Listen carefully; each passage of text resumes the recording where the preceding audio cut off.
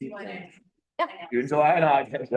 This Oh, I hadn't heard that one. Board of Trustees meeting at 7 o'clock. For anybody who'd like to do the Pledge of Allegiance, we'll do that now. Pledge allegiance to the flag of the United States of America, to the republic for which it stands, one nation under God, indivisible, with liberty and justice for all. Okay, the time is 7:01, and I'll call this meeting to order. Roll call, please, Melina. All right, trustee Halverson is absent. Trustee Gardner. Here. Baker. Here. Here. George. Here. Mayor Pro Tem Harper. Here. Mayor Cranker. Here. It's all right. We're still working on that.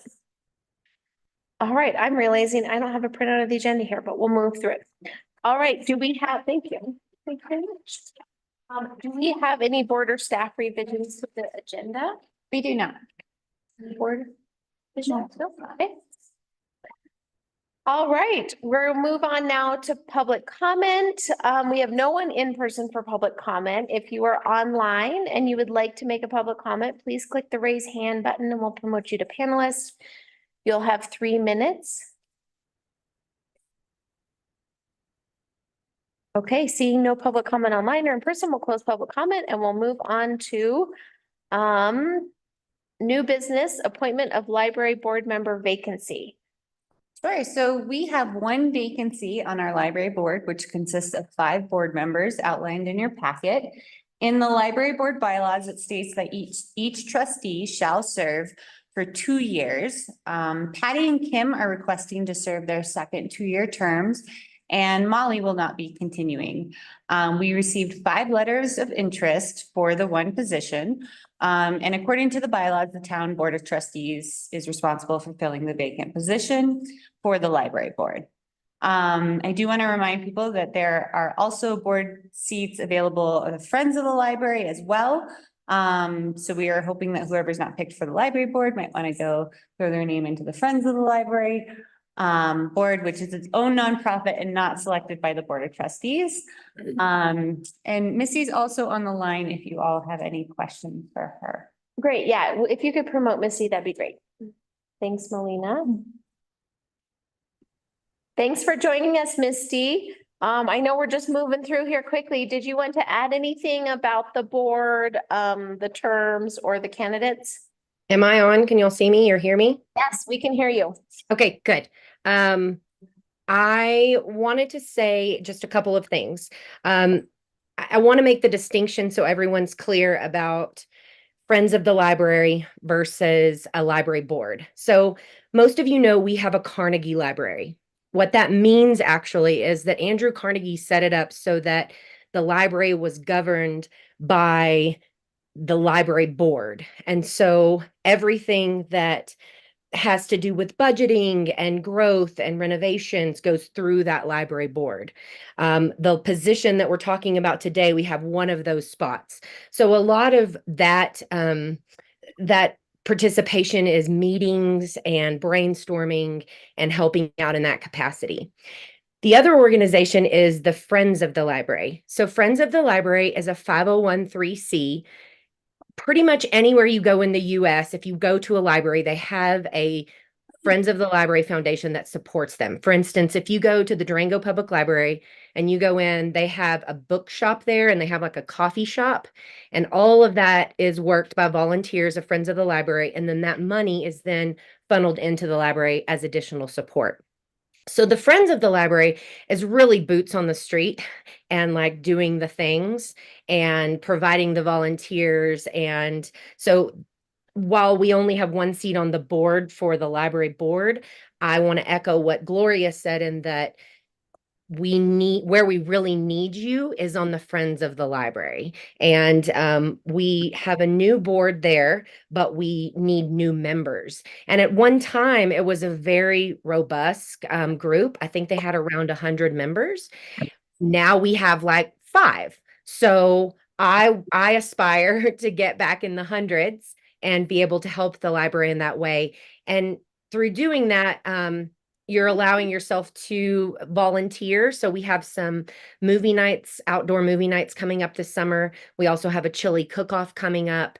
And so those things are being run by Friends of the Library. And so if you're interested in being involved in the library and helping us get that money to renovate our building, that's really a good place for you. So I really wanted to distinguish the difference between the Friends of the Library and the actual library board. Does Thanks, anybody Miss- else have any questions about that?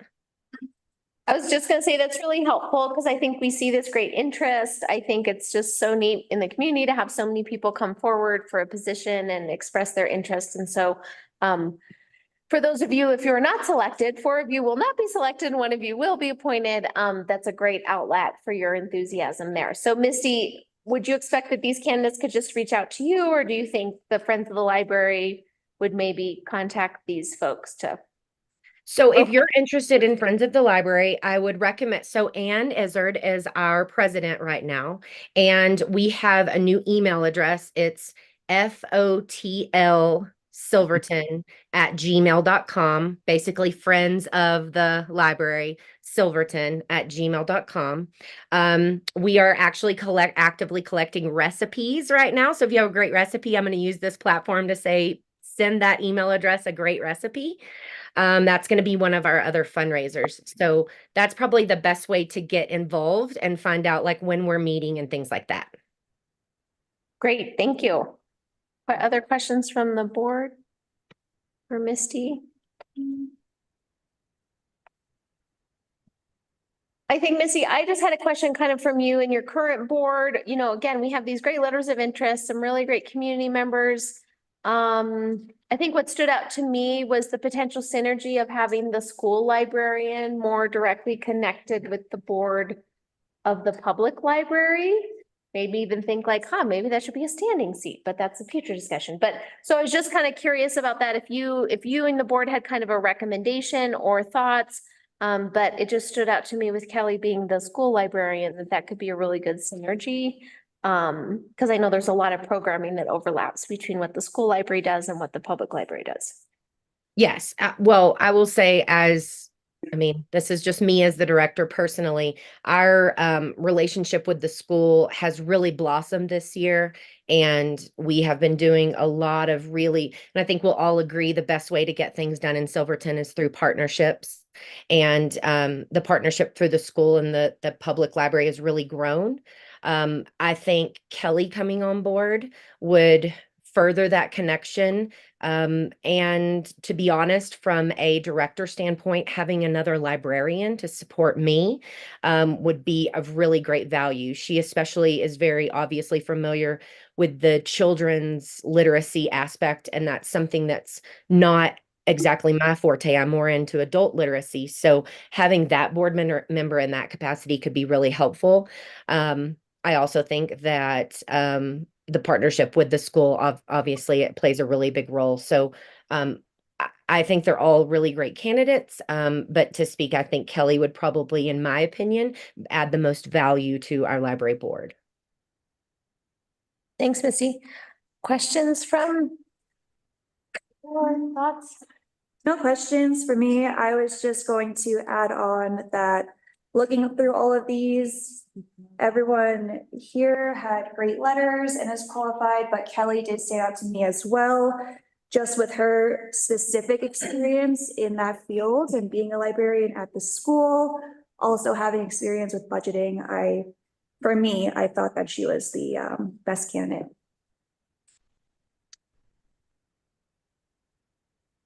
I can't disagree with anything anybody said. However, I'd like to see a little more diversity on the board.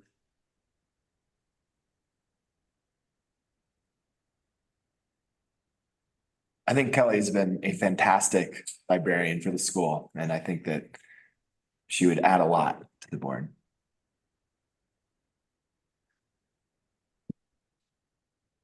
Thanks, Carl. All right, well, it seems like we could certainly entertain a motion to reappoint Kim Medved and Pat Daly to serve their second term on the library board. So moved. Second. Okay, roll call, please. Alina? Trustee Gardner, Yes. Trustee Schnitger, Yes. trustee Wakefield, Yes. trustee George, Yes. Mayor Pro Tem Harper, Yes. Mayor Cranker. Yes. Seeing a lot of recommendations for Kelly Hubbecker, is there any strong opposition, or when we could encourage some of these other candidates to get involved with Friends of the Library to really use some support for some big projects coming down the pike with renovations and fundraising and programming? So I'd entertain a motion to appoint Kelly Hubbecker to the library board. So moved. Second. Roll call, please, Melina. Trustee Gardner. Yes. Trustee Schnitger, Yes. trustee Wakefield, trustee George, Yes. Mayor Pro Tem Harper, Yes. Mayor Cranker. Yes. Okay, so again, for those candidates that submitted letters of interest, really encourage you to contact Friends of the Library.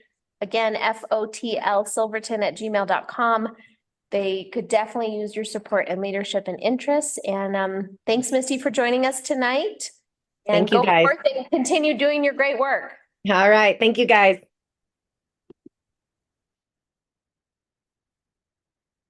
Okay, moving on to next item of new business 4B, the first reading of ordinance 2024-07. And so this ordinance is to obtain interim financing through Colorado or through CoBank to facilitate our wastewater treatment plant loan. This is coming out of our sewer fund, and it was a loan grant that was awarded in December 2023. So if it says 24 in there, that is a typo, it's 23. CoBank, I think I fixed that this time, but I think Ron found it. CoBank is the preferred bank of USDA. So it was the obvious choice for the interim loan since they are comfortable with the strict reporting that USDA requires.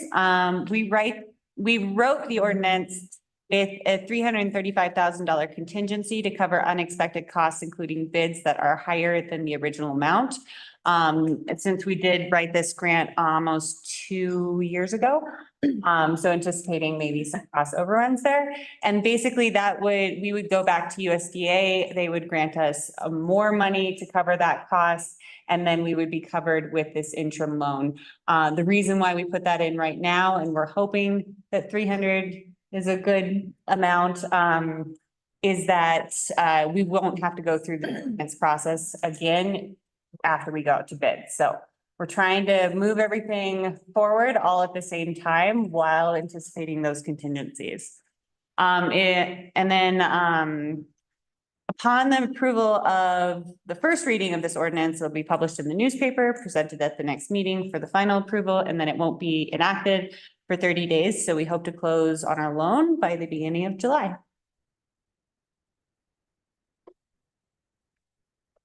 Thanks, Gloria. These processes are pretty beastly. So appreciate your and John's work, and Clayton for sure as well. I hope your eagle eye is on all of this, as I know it is. Yeah, questions from the board? Or comments, concerns, clarifications?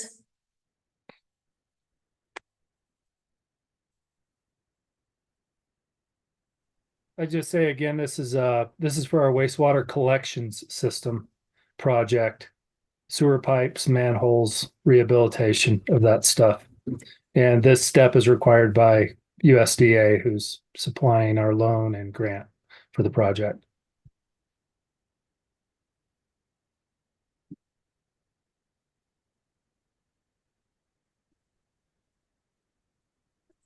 No questions. Just this is something that we've been trying to tackle for the last several years. And yeah, we just have to change banks or use this bank because they're better with the reporting requirements. But this is going to get us hopefully moving further with this project instead of talking about it. I actually reached out to our bank and they suggested we not use them. Yeah.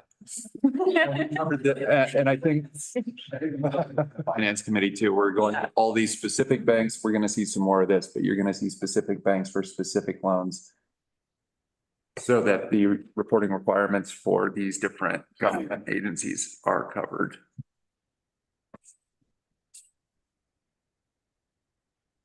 And again, just from staff perspective, I can imagine there's just These are very detailed. These are really big programs, projects, and so there's a lot of i's to dot and t's to cross. Yeah, and John is point on this and Steve and I are assisting so that if any of us got hit by this, we'd be able to pick it up.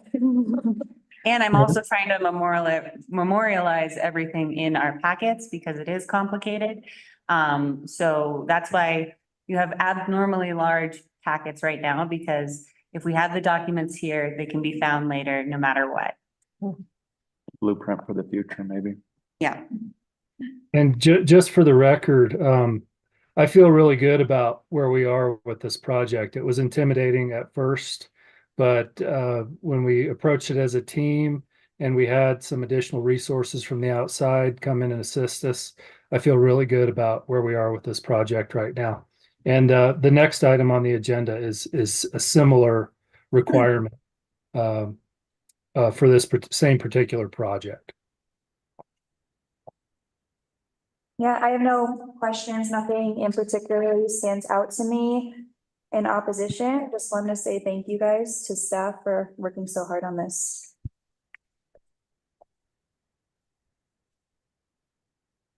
I'll make a motion to approve the first reading of ordinance 2024-07, an ordinance approving an interim loan from CO Bank ACB in the aggregate principal amount not to exceed $2,500,000, authorizing the form and execution of the interim loan agreement and promissory note to evidence such loan, authorizing the construction of a project and prescribing other details in connection therewith.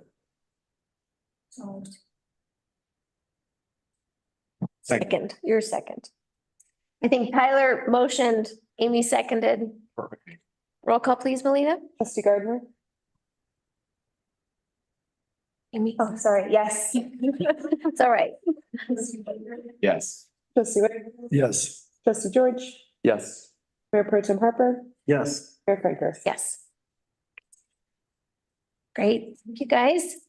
All right, moving on to new business for C, resolution 2024-14. All right, so this resolution is the final account opening resolution that we need to comply with the requirements of USDA loan grant that was awarded in December 2023. The other two accounts were opened in Colo Trust, but this is a construction account and needed to have FDIC insurance, which our bank, the Bank of San Juan's, can accommodate. This account will house the interim loan requests that will come out of Colorado, CoBank. For the purpose of this resolution is for record keeping. Okay.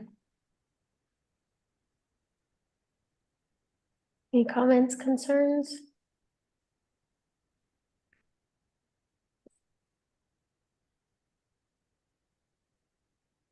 Okay, I'd entertain a motion for resolution 2024-14, a resolution authorizing the town of Silverton to open a construction account with Bank of San Juan's in compliance with the USDA loan obtained for the rehabilitation of the sewer collection system. So moved. Second. All right, roll call, please, Melina. Trustee Gardner, Yes. trustee Schnicker, Yes. trustee Wakefield. Yes. Trustee George, Yes. Mayor Pro Tem Harper, Yes. Mayor Franker. Yes. Thank you. All right, we're moving on new business for D, elemental engineering wastewater treatment plant design, contract and expenditure. All right, so John, I'm gonna let you kick this one off. Sure. So now we're moving on to a separate project. They're easy to get confused. This is for our wastewater treatment plant preliminary engineering. And this firm was selected among a handful based upon their qualifications, etc. We selected them, but we do not have an agreement with them, and that's the purpose of this particular line item. So what this firm is going to be doing is they're doing preliminary engineering for our wastewater treatment facility work that's going to be done in the future. But this is required by granting agencies. The document that we are going to achieve through this is a project needs assessment. And it will also include the sizing of the plant and some of the effluent parameters that the state will require. So that will tell us how the plant is going to be designed, the various design options. We do have a grant for this project. So what you see before you is, I believe it's a not to exceed number. And we have a grant for approximately $10,000.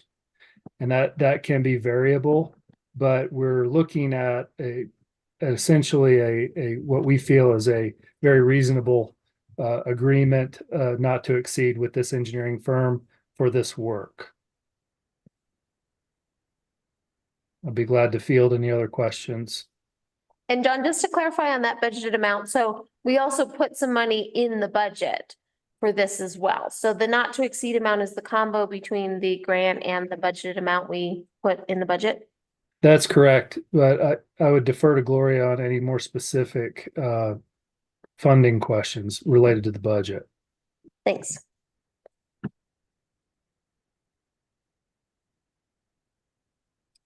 She's nodding. Yeah, we discussed it. We're in good shape as far as the budget is concerned. Because we reimburse these funds after we get the USDA loan. Oh, so this is different. So this is a whole different project. This is just for the design and kind of preliminary and go ahead. John. Yeah, this I know, I grant got it. is this grant is being funded by the state of Colorado through their state revolving fund. And they have a design and engineering grant that you can apply for up to $10,000. So, but this is for hiring Element Engineering. Yes, and Okay. Element, Yeah, because in his memo, it says not to exceed 22,500 to complete the PER. Note that this cost is reimbursable to the town upon receiving the USDA funding. well, that's correct, but we're a long way from that. Okay. So we have to be This is- prepared to pay the difference, essentially. The 12.5. Mhm. Okay, copy that. Got Yeah. it. So it's possible in the future, if, once we have this plan and then we'll be able to go out and use this plan to hopefully get funding, grant / loan, whatever it looks like, there's potential that this cost for this plan could be reimbursed in that future grant. Yes, Okay. but obviously you want to approach it as if you're Yeah. going to spend Yeah. $12,500. And at that, we feel that this is a very good value, what they're providing for us. And this is just preliminary. This isn't engineering for a plant itself. This is just to help us secure the loan. Well, Or- yeah, it will be required to secure future funding. Right. The project needs assessment will be required by the USDA or the state revolving fund to acquire grants and loans for a future wastewater treatment facility. So it's the first hard step to obtaining a new treatment facility. And again, John, for anybody who might be listening or for the board or for record, this is a preliminary plan. It helps us get some of the parameters around what we might need, what size, scope, scale, etc. If and when we actually go down the route of wanting to secure funding to build what we think we need, that would involve a much more detailed engineering plan. That's correct. So this is preliminary to get us even started. Yes, and again, it's going to be required. This document, the project needs assessment, will be required by funding agencies for us to fund a larger project in the future. And I asked this of Gloria, but just for the board knowing that Clayton has reviewed this contract as well.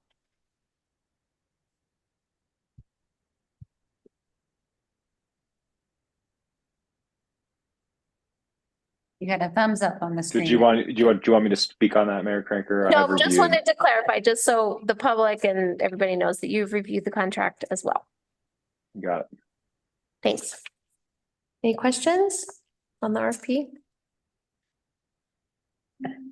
This is the one, John, where the dates are altered a little bit.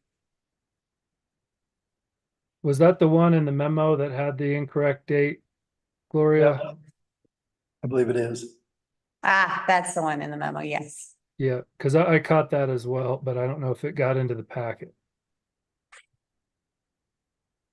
Do we need to do we need to make an amendment in our, in our motion or no?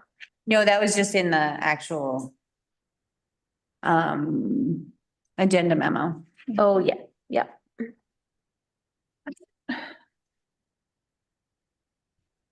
Any other questions?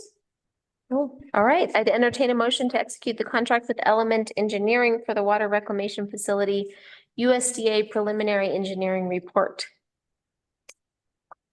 So moved. Second. All right, roll call please, Melina.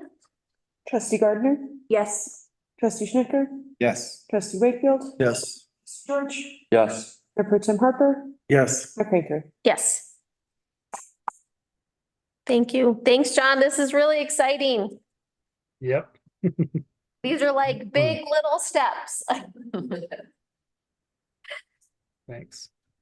All right, moving on to 4E. We had a lot of new business today. Southwest Basin Roundtable appointment. All right, so it's been requested that the Board of Trustees assign a new representative to the Southwest Basin Roundtable. Anthony Edwards was our previous representative and he's no longer able to serve. So staff would like to suggest that the board appoint Steve Mead in his capacity as the Public Works Administrative Coordinator to attend these meetings and fill the vacant position.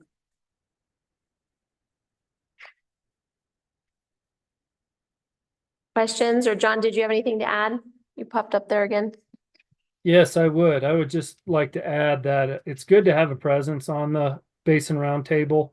They do a lot of funding and they're influential in funding for source water projects and things like our intakes and transmission lines. And I think it would be great if we had someone there quarterly. Historically, Anthony's done it and he's kind of run out of time to do that. And it's been hard for me to justify driving to Cortez even twice a year. So I think it'd be great if Steve could sit in, and he's actually was trying to get on. He just texted me, he's having a hard time getting on to the meeting. So, but Melina, we could promote him. Yeah, we see him now. We can promote him. Steve, hang on and we'll have you as panelist and you can share. Just give us a minute.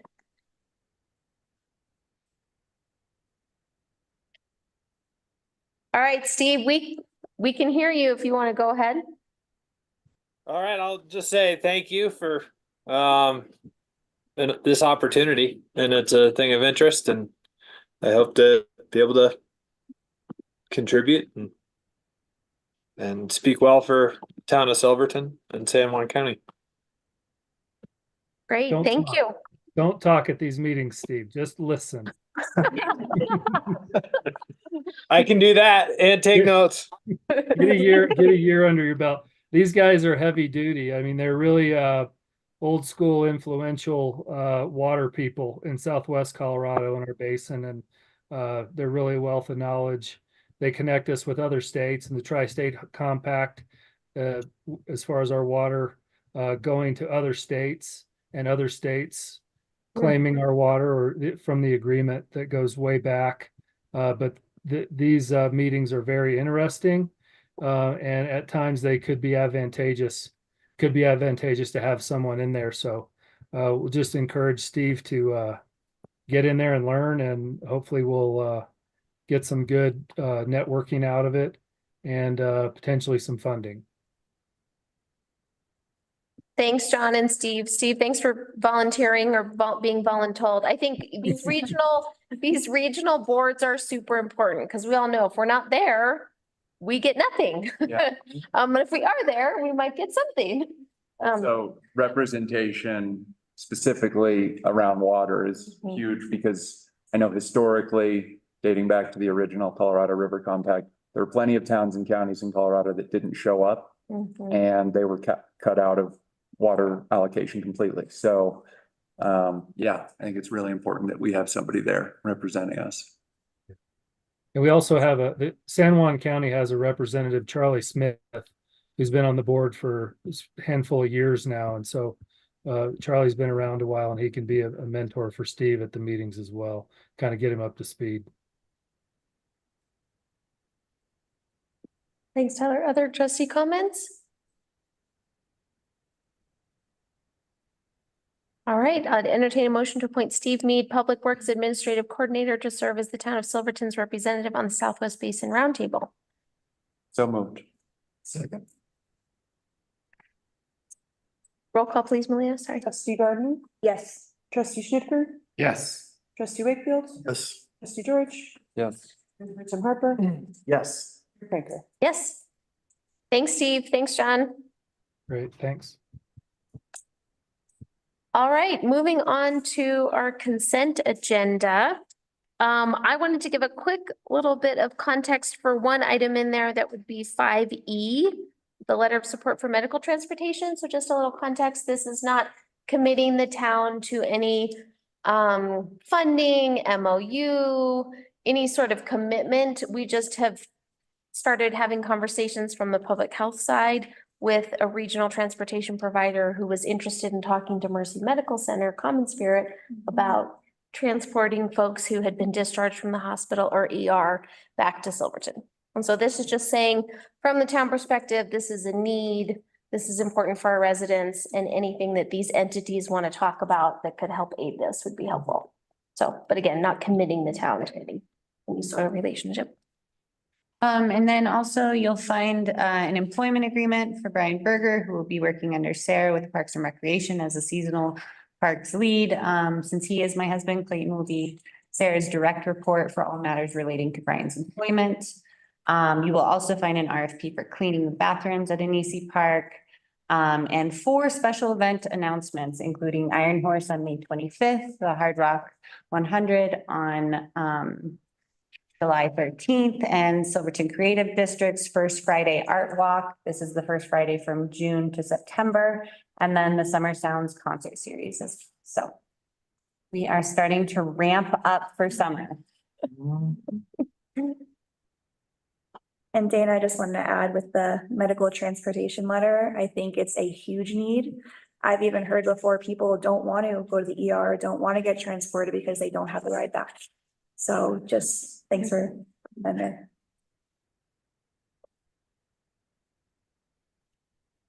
All right, I'd entertain a motion to approve the consent agenda.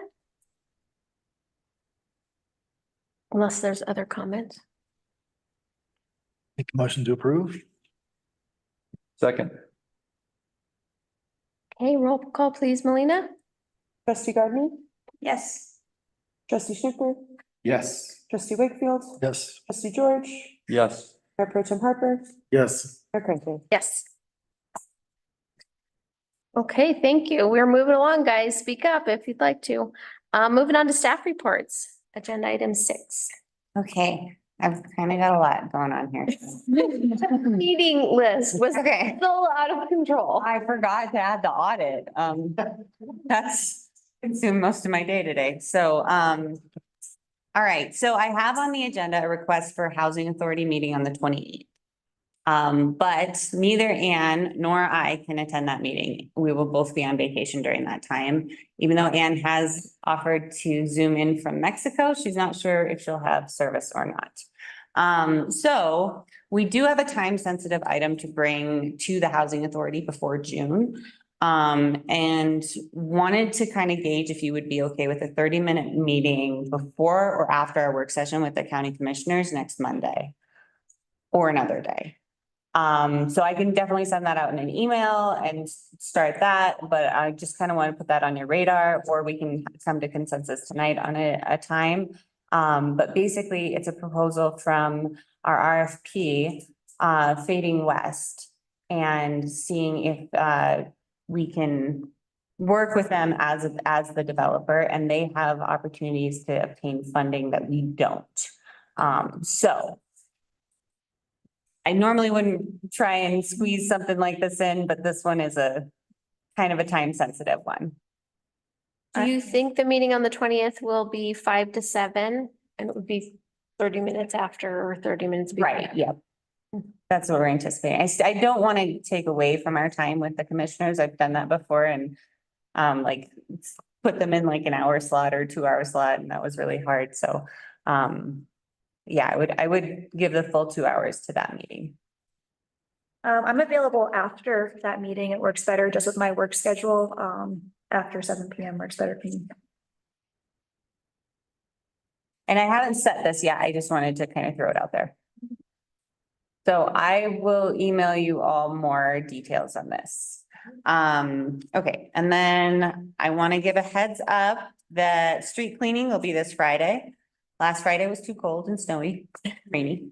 So it's been rescheduled for this Friday. 10th through 15th will be closed for parking, not for traffic, but just for parking. And we'll be reopening as we go. We are with the fire department is helping us out this year. And then on Wednesday, May 22nd, from 4 to 6, we have a land use and development code stakeholders group. And we're inviting anyone to join in and listen to that conversation and give their input if needed. And then on May 23rd, from 4 to 5, we have coffee and codes in Anisi Park.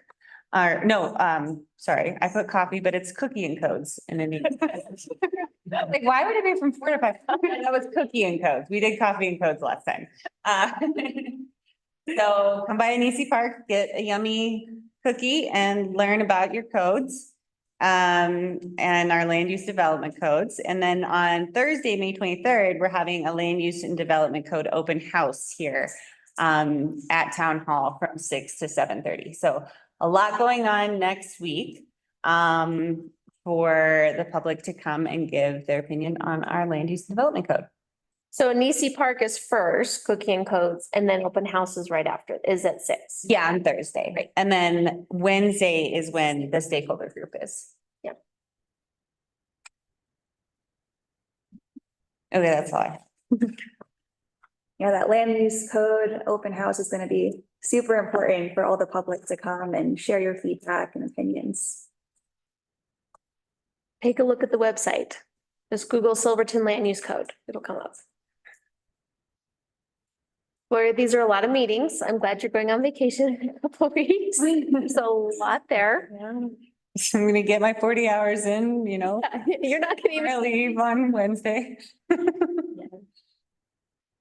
No, it's good.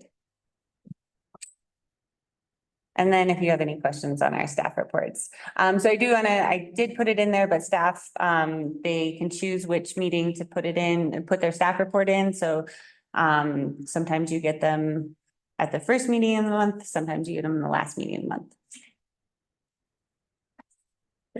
I know John's still on there. John, you're on a roll. I love to see that the generators arrive. That's exciting. Again, big and little steps along the way. Yeah, we're trying to get it commissioned currently, but yeah. You take little bites and things come to fruition. Yeah, thank you. I know everybody always wonders why things take so long. Sometimes they just take a long time. So appreciate it. Any other questions on staff report, the planner's report?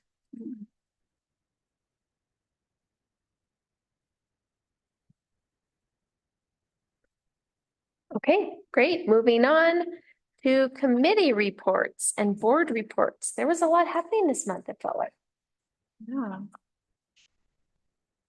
All right, do you want to start with the Zanoni, the Chaffa Zanoni Oh, I guess I did. comment? So we did get a CHAPA technical assistance grant. This is our second one that we've received from them. The first one we did a visualization of Annville and what the rest of that build out would look like, which is why we're pursuing the townhomes and the second apartment complex. And then in this one, we did a visualization of the Zanoni property. So we had CHAPA, I think, gosh, that was a while ago, huh? Okay, we had CHAPA, we had DOLA was there as well. We had, I think. Yeah. And then, and then we had several trustees and staff that were there. Yep. And what we did was we met with the technical assistants and Tim, he has worked with us before in Silverton, which is nice. And he was able to kind of visualize the land, what we could put there. And then we came back here and played with Legos on It was actually really fun. Yeah, it Oh, basically Close to be. wasn't where, how it would be, how the houses would go. It just really helped us visualize it. So that report should be out in a couple of months. That you all review, probably as the housing authority at that point, so. Well, and it was really exciting to stand on the lot, kind of think about what it would look like. Ron was there as well, just to kind of visualize what we're talking about and kind of that, striking that balance, I think we shared with the contractor, is striking the balance between using the space to help anchor that neighborhood and community, right? So making sure there's room for some open space and community connection over there, as well as like increased density for housing, right? Build units and house people. And so talking through mixes of rentals, for sale, what would this look like? And so this is just the first step. Obviously, you have to do this step before you can go and then get funding to try to fund whatever you want to do. So it's kind of like with the wastewater treatment plant. You have to have a plan before you can get the plan funded. But it was exciting to see ideas move forward for that parcel, and Gloria and staff have worked a lot to just keep those projects moving forward. And I know sometimes as a community member, it's hard to feel like there's progress happening because it's not like there's, you know, sewer lines going in and foundations being poured all the time, but those projects are moving forward in administrative process. Snail's pace, but we're getting there. Yeah. And it's cool to see the technical assistance that we're getting to tap into. So I think there's regional excitement about what Silverton is doing, which is great. We just got to keep rolling on that. All right. Anything else from that site visit? No? Okay. We had a Facilities, Parks and Rec Committee meeting.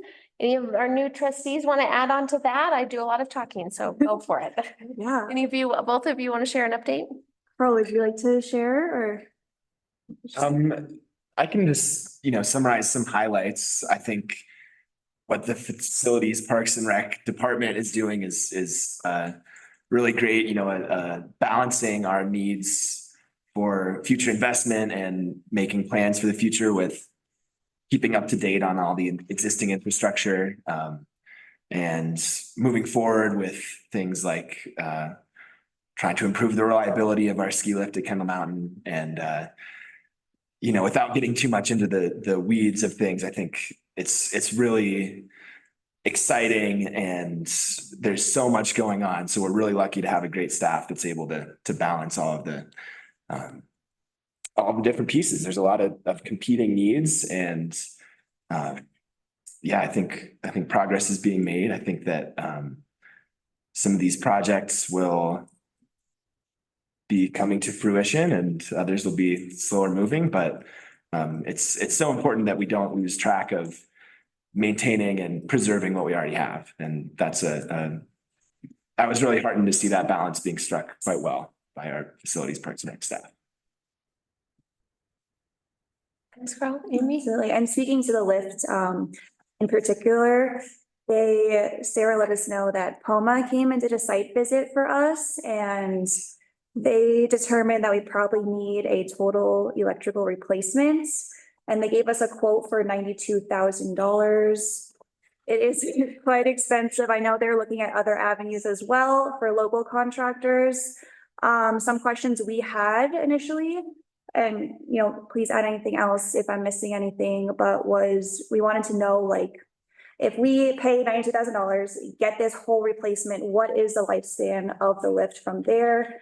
And can there be an added warranty in the agreement as well? So I think Sarah was gonna get back to them and discuss that further. But yeah, that was, some options for the lift, which we desperately do need fixed. And that will be coming to you all on the 28th.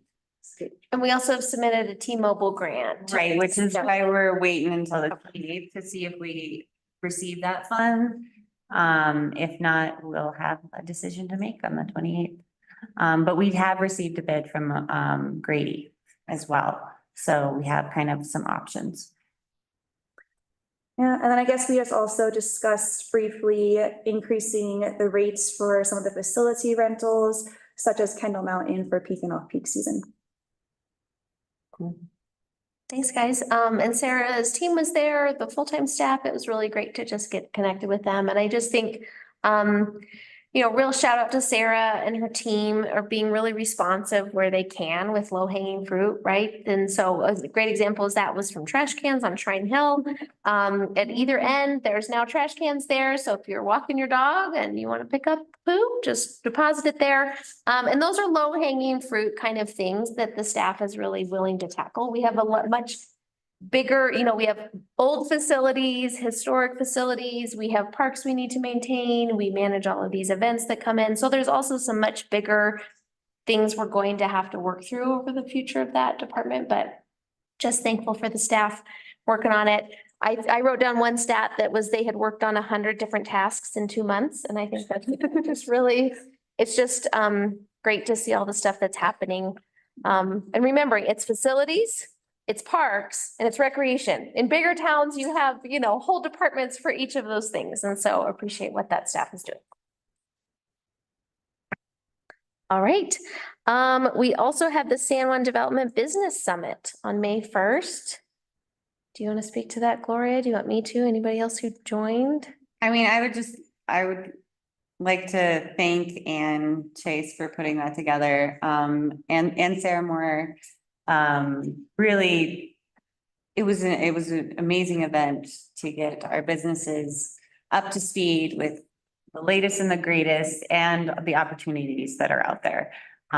So we had everyone from Eco Action Partners with their green business program to a report from Al Harper on the train, and CHAPA with funding options. It was such a great resource for our local businesses that I really hope that this is an annual event. Yeah, I'd echo that. And just any businesses that didn't get a chance to attend for whatever reason, the San Juan Development Association website has all the slides. And again, they're just really key resources. I mean, we had an architect that talk about what you need to do if you're in historic review area, just helping people to take advantage of what they may not know is available for them. So definitely encourage all of our local business owners to check it out because there's probably something that could support you. And reach out to Ann or Sarah. They just have a great newsletter now. You can get grant updates. So really trying to use that entity to bolster our business community. Anybody else, you were there? I missed the first half. That's all right. Your dad was great. Yeah, okay. All right, did we miss any committees or boards? Oh, the Attorney General. So the Attorney General was here last Thursday, the Colorado Attorney General. I can give a little update on that. The kind of focus of that was that the Attorney General, he also works with this Board of Trustees that's helping to administer some of the settlement funds that came out of the Gold King mine spill. So in particular, we're talking about Natural Resources Damages Funds or NRD funds.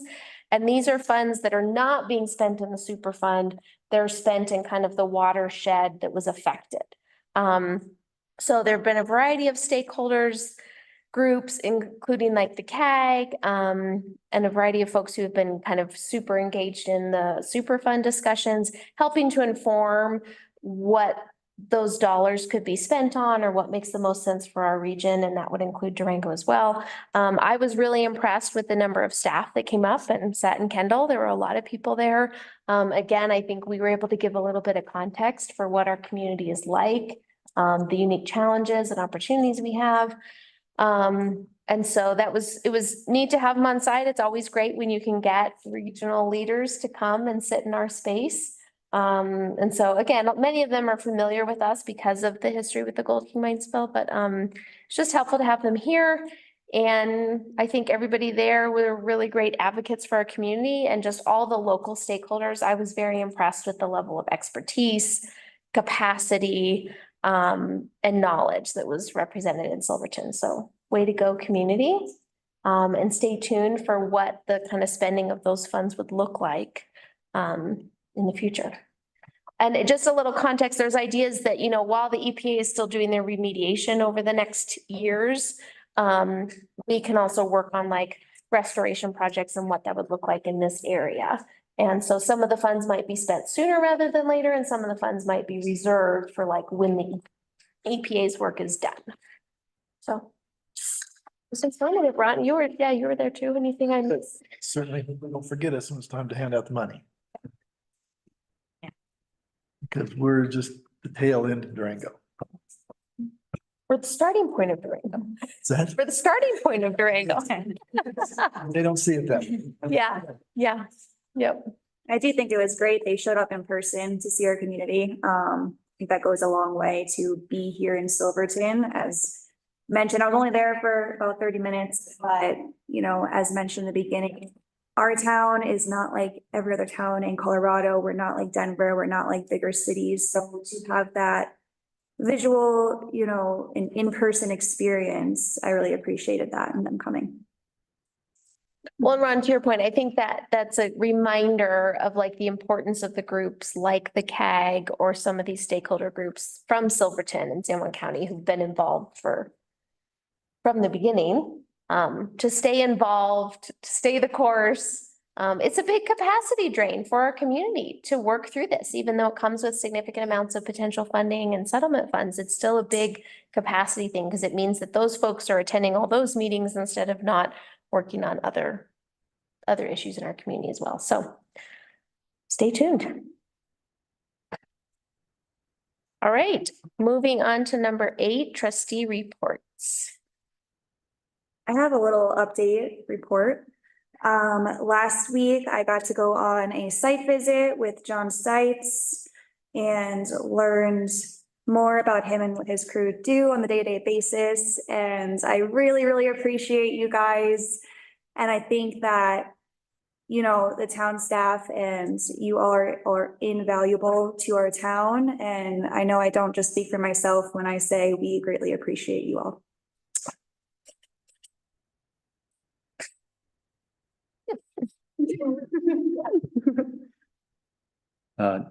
Dana, are you gonna? Go for it. Own it, Tyler, go for it. May 18th, Silverton Cleanup Day. Come to the carriage house at 10 o'clock. Dana's gonna be there. She's really spearheaded this event. We're there to hand out the trash bags and gloves, and then we'll be having Hot dogs? hot dogs. We're Hot gonna be dogs. cooking hot dogs afterwards. So if you go clean up and come back, we'll give you some hot dogs and drinks. Yeah, but it's that time of year again. The snow's melted and all the trash is out. So, Might find earrings. I found earrings. yeah. Gloria finds treasures. Saying. Cleanup day is her favorite time of year. Welcome to work on Shrine Road and use the trash cans Yeah. there. You can work anywhere in town and leave the bags around kind of the crosswalks, corners, and town staff will come and pick them up as well. So it's kind of a rain or shine event. We're hoping for shine. Makes it much more pleasant, but bring the kids out. It's a good time to get everybody just part of the community for a couple hours. Thanks, Tyler. I had another public service announcement. The DMV to go is coming tomorrow. Super helpful if you don't want to make the trek to Durango. They'll have the eye exam thing. So like if that's a barrier for getting your license renewed online, you haven't seen an ophthalmologist, you just go there. So you can check out the DMV website for info on what documents you need, but you don't need appointments. I saw them setting up at the library already. So their nifty little vans are out there. They will be inside the library from 8 to 4. IDs, non-resident IDs, driver's license renewals, all that kind of stuff. So take advantage of this mobile opportunity. More people that show up, the more likely they are to come back. And then another mobile option, the mobile market is coming back next Tuesday, so a week from tomorrow on May 21st. And that is the market. It'll be outside of the school. It's from 4 to 5. No income or residency requirements. They are just happy to distribute food that they get through a variety of distributors. It's often seconds. They get it from farms. So just come out and get access to some fresh and pantry items, and everybody's welcome. They just want to give it away. So please come out. Again, rain or shine. We hope it's shine. 4 to 5. They often stay longer if they're able. So if you hear from folks that like, I can't make it at 5, just send them on over and hopefully we're still there. And if anybody wants to volunteer, we can always use help about an hour before setting up or during the event to restock everything and then afterwards to clean up. So 4 to 5 next Tuesday. Anybody else? PSAs? Items of concern? Note? Oh, I've got one more. Go thing. for it. May 19th through the 25th is EMS appreciation. 50th anniversary from when Gerald Ford, I think, first pronounced it. So, yeah. Appreciate your EMS people, not me, but the staff. I appreciate you too, Tyler. Appreciate you. That's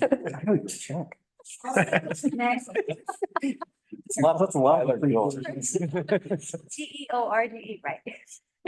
Also, guys, just a reminder, May is Mental Health Awareness Month, and just to kind of shout out those services we have in Silverton, we have quite a few behavioral health providers, one Spanish speaking, and they give 10 free sessions to any residents or any community member. May, take advantage, all the things. All right, anybody else? Moving on. Okay. Jim, it's getting busy. All right, moving on to continued business. 9A, Resolution 2024-15, Seasonal Business EQR Rates Exemptions. So this is the most recent iteration of the EQR rate discussion. This resolution is a product of the direction that was given at the last finance committee meeting that we discussed EQR rates and some of the feedback that we got from the community about being seasonal businesses and how were we going to charge them a fair rate when they're not here. So this was my attempt to try and satisfy that request from public comment, and also get the EQR rates implemented as soon as possible. Thanks, Melina. Any questions? And just clarifying, so folks are still charged the base rate. Correct, yes. There is a base rate for residents and then there's a base rate for businesses as well. The refuse fund in particular needs some attention. And then while I do think that the rate would probably benefit if it were year round, I don't think that that's fair, considering that there are a handful of businesses that physically cannot open, whether that's because of our avalanche and zoning rules, or if they don't have adequate systems to be open. I know that there are some restaurants in town that leave because they have baseboard heating and it's just not strong enough to be open in the winter. So just trying to come up with a way to really identify what seasonal businesses are in town. That way we can charge a fair rate when they're open and then have them just pay the base rate when they're closed. And really what this EQR rate is our cost of hauling the trash out of Silverton. So the idea that a business can't produce trash during a certain time kind of is hard to charge them for that trash to haul it out. Right. That's kind of where we're coming from. And part of the public comment that we've received is that a lot of the businesses are also being invoiced for that transport, but it's essentially that they're being invoiced and so are we. And so. Well, but they're being invoiced for having a dumpster. They're not being invoiced for us hauling trash. So.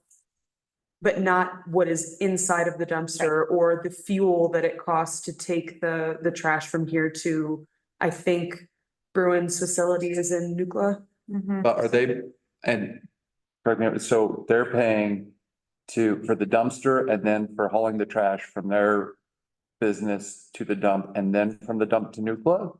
Or they're just paying for the dumpster and the company to come and haul their trash from the business to the dump? It's a little unclear. Okay. Based on our contract, it says that we are paying as the town for what is in the dumpster and the transport. But some of the public comment that I've received from business owners that on their invoices, it's stating that they are also being charged for the transport of the trash. And I would, yeah, and I think that we should definitely clarify if that transport's between their business and the transfer station.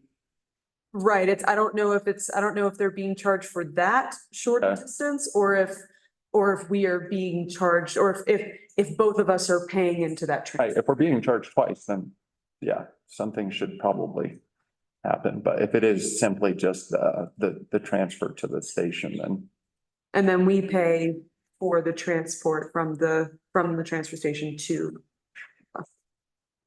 I think kind of putting this in context, so for those who didn't listen to our earlier work session about rates, that was very informative. And so to put this in a little bit of context, just kind of from a philosophical perspective, and then also from the finance committee discussions, you know, there's a component where we do have a number of seasonal residents and seasonal businesses, right? Where like they are only able to, or they only choose to operate certain times of the year. And also we have to have facilities, whether that be trash or water and sewer or drinking water, wastewater treatment plants that function year round, have the capacity to handle what we need at our busiest times.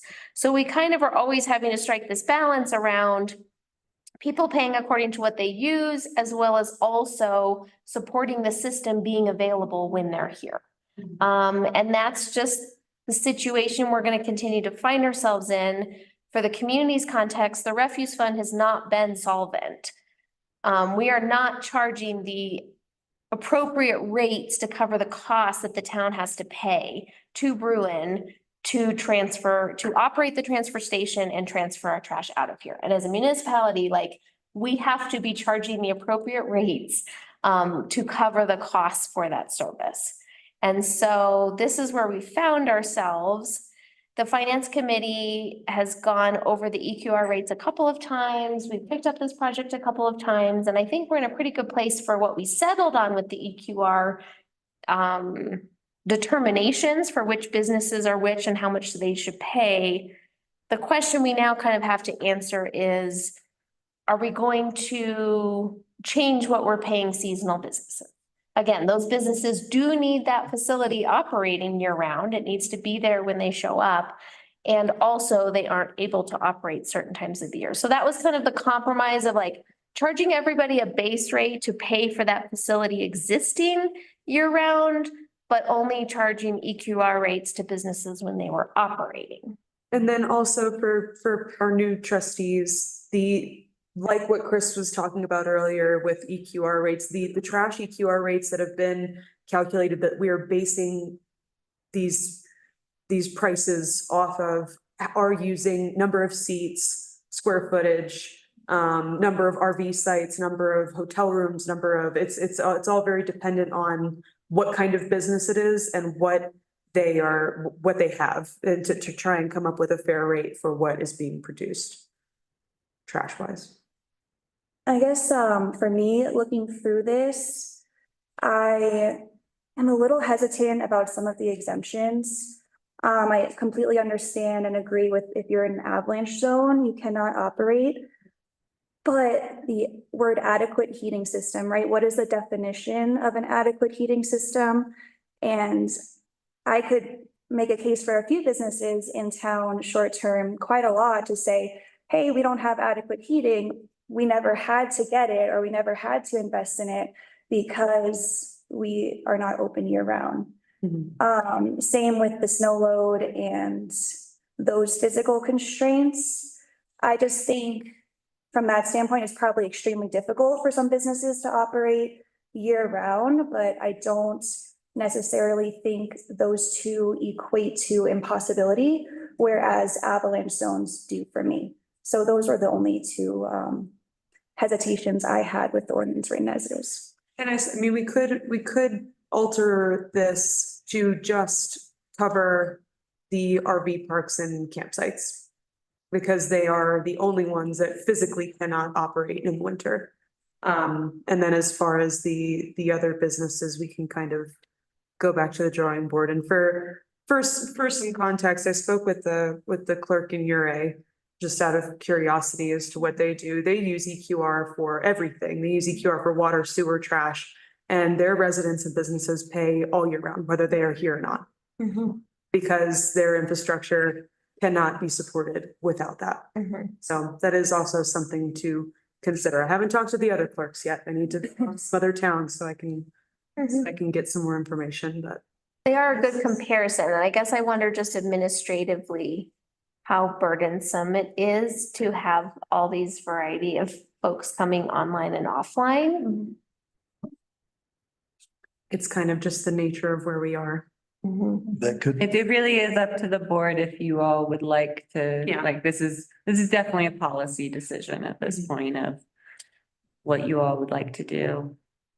on and off, makes it a billing nightmare, I think. You'll end up missing some, you'll end up billing others. Mhm. I think you just need to be consistent. Yeah, I mean, I'm not the biggest fan of exemptions, myself, but I'd love to hear what everyone else has to think. Does anybody have a changed perspective after listening to our rate conversation work session earlier? Very timely. Just talking about the infrastructure, him saying, you know, a business might only be open part of the year, but they're there in this community year round. And to pay into the system also, I think is really helpful, especially since there's so many long-term businesses, businesses who are paying those fees. And, you know, part of the master plan goal, I think, is to have a sustainable economy and to have sustainable growth and promote all businesses, but also like year-round businesses. And I think if you open the door for one exemption, you'll start to get more and more cases of people asking. I think we need to expand this to more than just the town as well. County uses the trash too. We do charge our county residents for trash. It's the only service that we do that we charge for. And we are able to collect. All of our county residents pay the base rate. It's the only bill that they receive from us, since they're not on our water and sewer.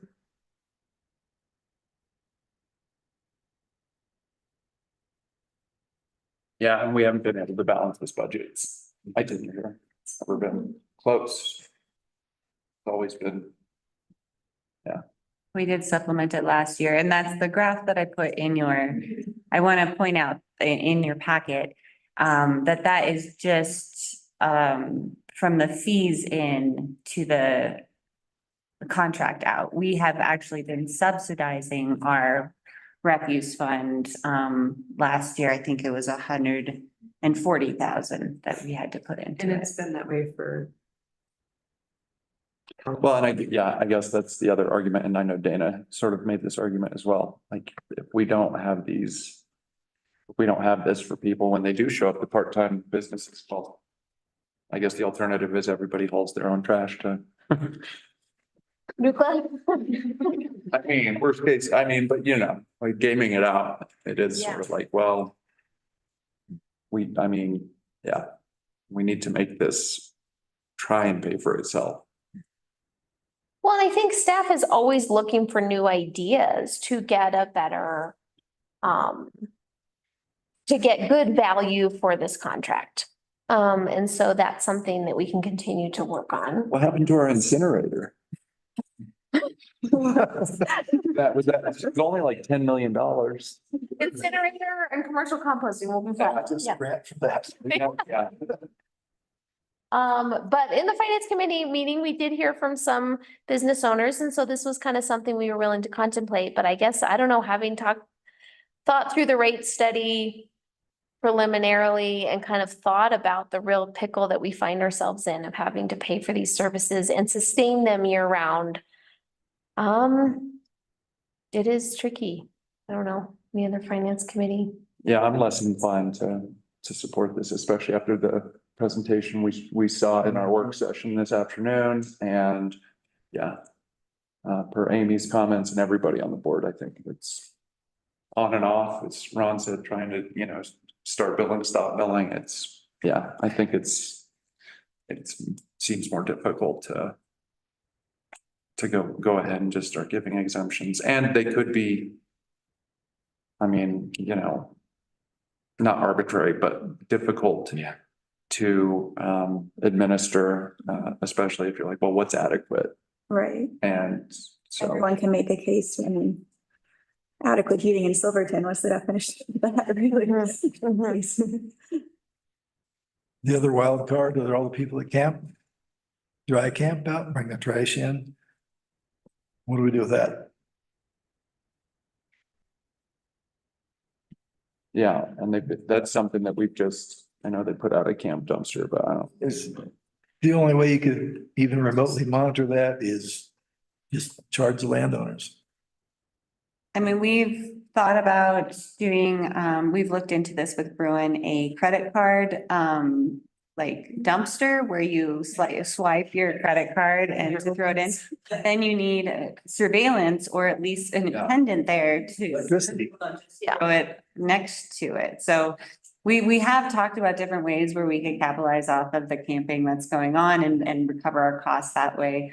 And There are options I there. think one of the unintended consequences of trying to make all the campers pay is if people have to pay, they might be more inclined to just leave their trash I in agree the with country, which Yeah, is a it's reason. another problem. Mhm. So we actually added a dumpster to the Whistle Stop. We shared dumpster with them out there and we added another one last year to try and help alleviate, because that one was always overflowing. So we've been adding more dumpsters to try and alleviate the need for, well, just so that the pressure on our backcountry really. Mhm. And again, I just think all of this further highlights the theme, which is we play host, lovely hosts to lots and lots of people and beautiful lands that we have, and many of them are public lands, and we are the base camp for all that. And so it's just a reality that we have to figure out ways to pay for these basic services, whether we have, again, 600 or 700 people here in the winter or a couple thousand people here on a daily basis in the summer. And so I don't know. I think if there's ways that we can continue to share that cost with some of our visitors. And so for those businesses who do find this burdensome, if there are ways that we can just kind of help our visitors share some of that cost for the amenities that they like to enjoy when they're here. That may be part of it. It's not a solution, but I think we're all just coming to the reality of like providing base level services is expensive when you have so few people living here. So I'm hearing some, oh, go ahead.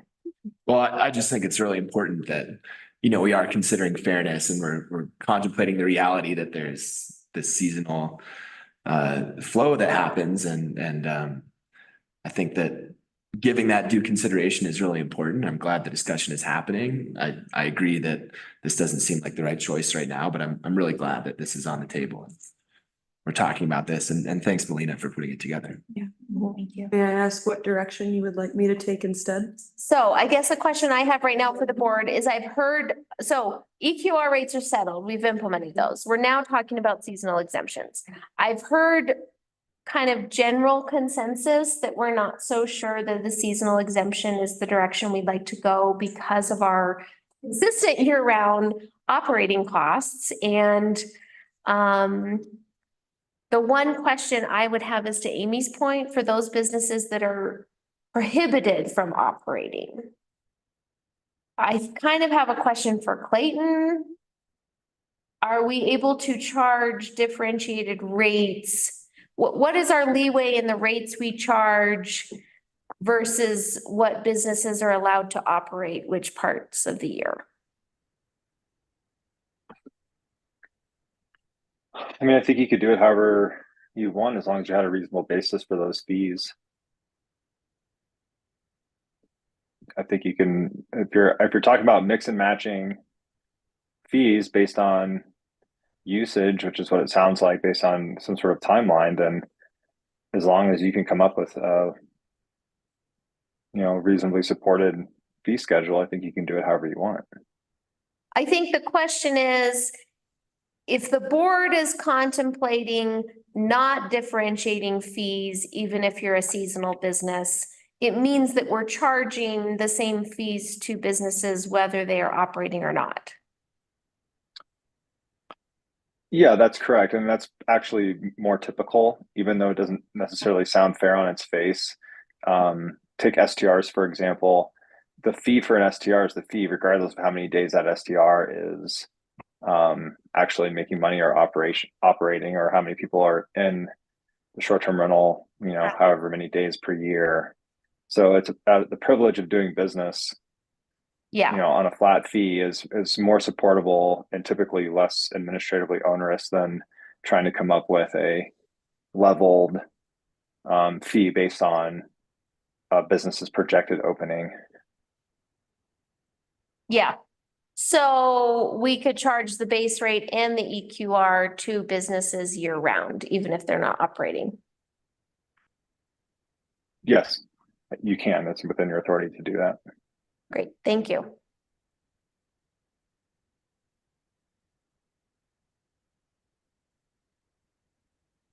So it sounds like we don't want to make an exception for seasonal businesses that it sounds like the discussion is, should we make it an exception for seasonal businesses who are in an avalanche zone? Is that what we're talking about?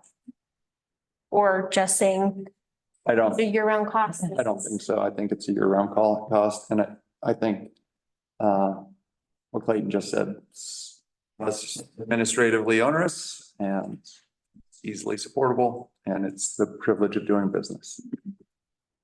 I agree with Tyler. Okay, and the fund has not been sustainable. And that's, and 100, how much last year, Gloria? $140,000 that the town supplemented. Yeah. So, yeah, Thank you, Melina, for your memo. yeah, Work. that's a lot of work. I'm sorry. Lena, I have a question for you. Did you happen to ask your Ray how they handled their trash? They have an EQR rate based on the same kind of system that we're using. They charge their businesses year round, regardless of whether they're open. How about with the county or with? I'm not sure what I'm not sure. I don't know. Their fee schedule doesn't differentiate between their town residents and their county residents. Is that helpful? It was a great memo.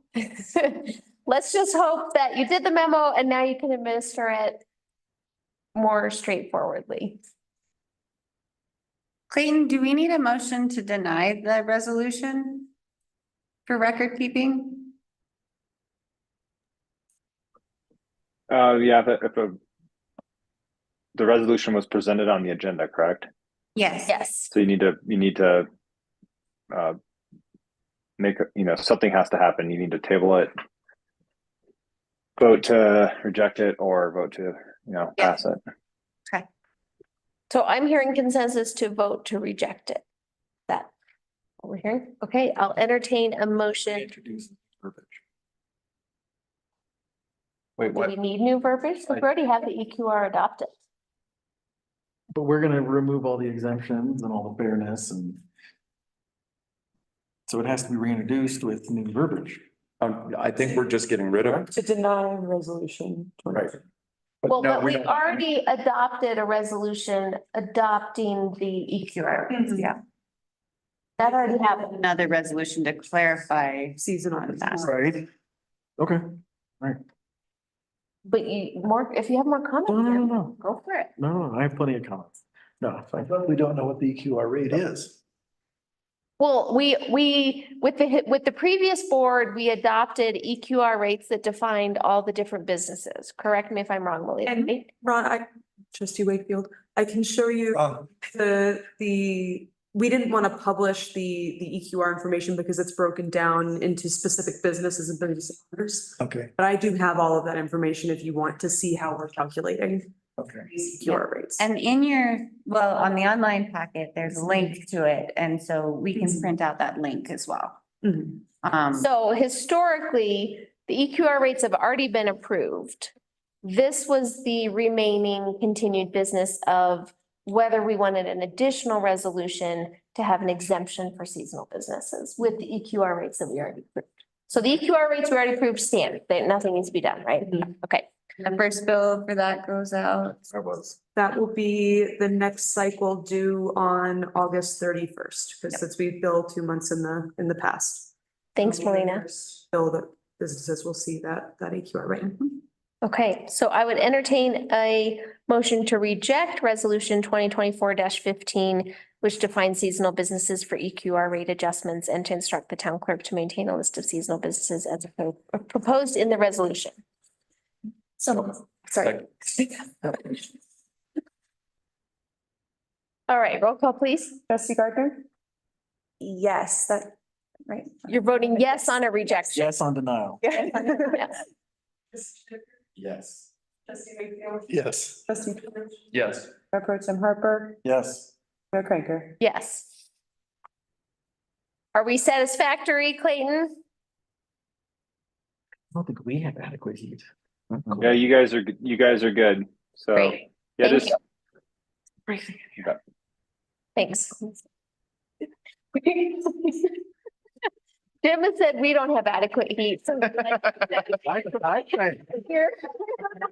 tried to ask for an exemption when I was denied. This board is really tough. Thank you, Melina, for that work. We will try to think through this more clearly in the future so you don't have to write the memo. Blame your finance committee. No, I think this was a good discussion. I feel like you guys had to have this discussion. So Clark's presentation earlier, Steve, Chris. Tim. It made me change the way I approached it. So yeah, it was. Yeah. It was good. We need to. We all kind of need that. Yeah. Okay, moving on to 9B, lodging fee forgiveness requests. We're on a theme. Continue the exemption request. We're feeling honored. This is another one that we discussed pretty in the last finance committee meeting. We did, the previous board did implement a lodging fee increase beginning this year. After that decision was made, we received some public comment that the lodging fee increase of $2 across the board was not going to be recoverable because bookings had already been made long in advance for this summer. So from the direction of the finance committee, we reached out to all of the business owners and asked them to give us some kind of proof from their booking system that the funds would not be recoverable. The point of the lodging fee increase was to help support our water and sewer fund with tourist dollars, not penalize businesses for having bookings 12, 16, 18 months in advance.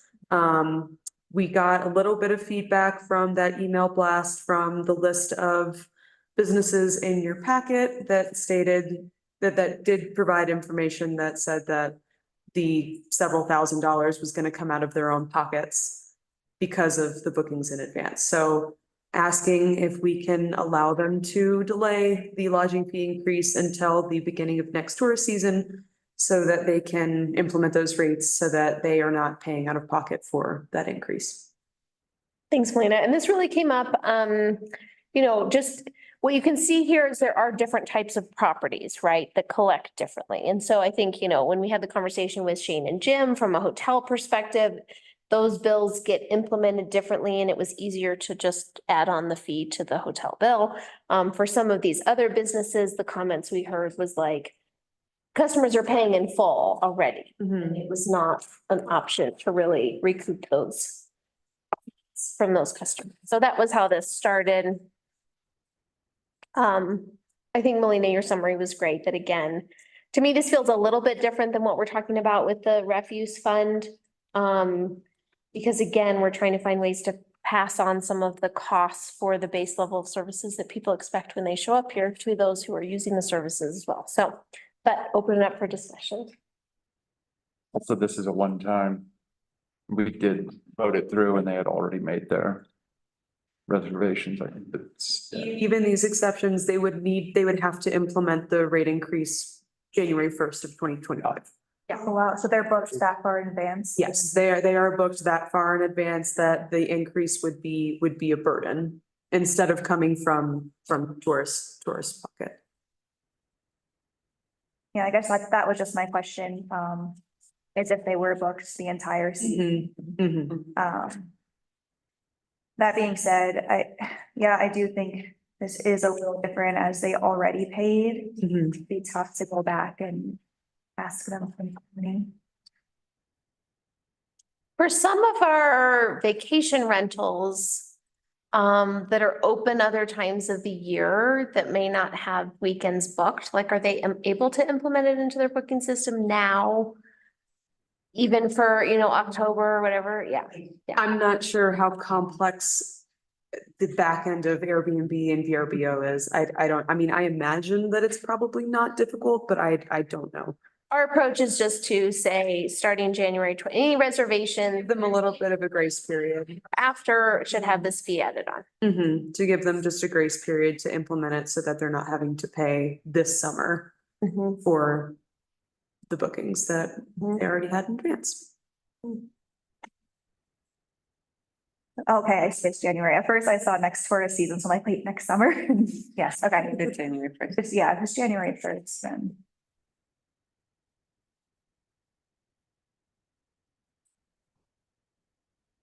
Thoughts? Any other thoughts that posing or? Feels very reasonable, and I think the fact is, as Tyler mentioned, that it's a one-time exemption is a lot easier to support. Okay. We give and we take. We work hard to be reasonable and thoughtful and conscientious. Any other comments? I'm hearing in general support for granting the one-time exception.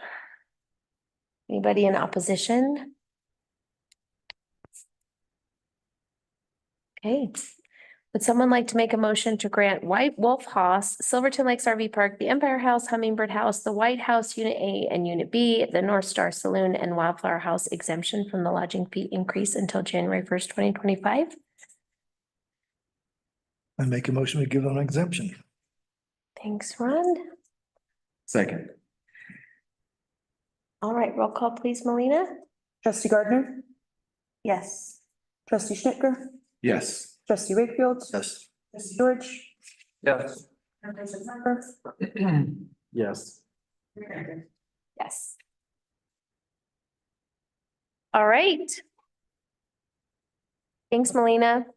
All right, we are now at the end of our agenda. We'll move on to closing public comment. There's nobody here in person. Is there anybody on Zoom who'd like to make a closing public comment? We will promote you to panelist. If you could introduce yourself when you're promoting, you have 3 minutes. Hey, this is Melody. Can you hear me? Yes, we can. Go ahead. I want to talk about camp trash. I know when we're camping, it's really convenient to be able to dump your trash in town when you come into town. But as many of you know, I like to pick up trash. And I've policed campgrounds in Canada all the way to Colorado. And I did a very good job on a smaller campground in Hinsdale County once. And when I went into town, I asked a couple of businesses if I could use their dumpster, and they told me to go out to wherever they took their trash, and they wanted me to pay. Fortunately, when I got downtown, they had all these dumpster trash cans. And so I wasn't even creating the trash. I was picking up trash other people left. And while I say that, I also need to thank Jim Harper again, because he told me I could use his dumpster anytime for picking up trash. Thank you. Thanks, Melody. Thanks, Tim. You're welcome. All of you. Not open that for the entire town. All right. Is there anybody else on Zoom who would like to make a public comment? All right, seeing none, we'll close public comment. The time is 8:29 and I adjourn this meeting.